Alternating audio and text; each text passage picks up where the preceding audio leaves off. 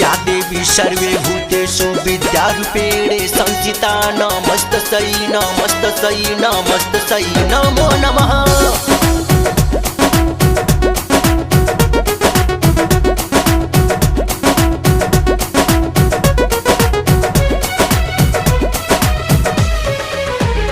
आज सरस्वती पूजा न करे के बा, आज मैया के शरण में रहे के बा।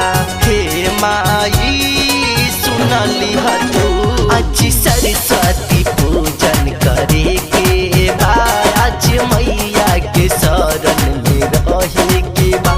कितना लोगवन के कष्ट से उबार दिहली, कितना लोगवन के कष्ट से उबार दिहली।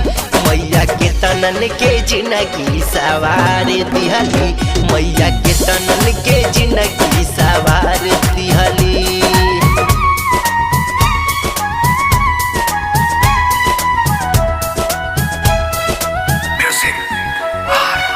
हे मैया फेर दिहा तू बेटा पतू अपन नजरिया।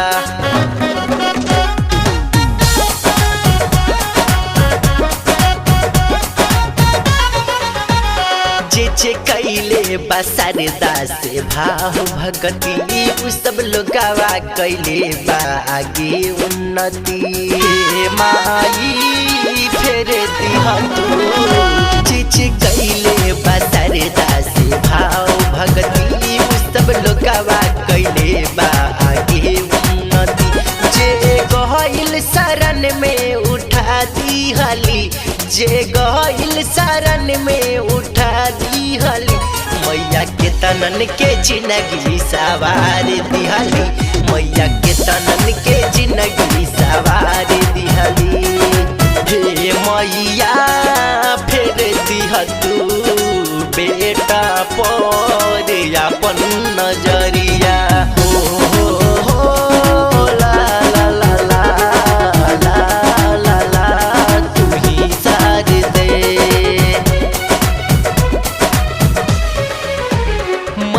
सरस्वती हमारा के दी त ज्ञान, हाथी जोड़ी के राहुल करेला ध्यान।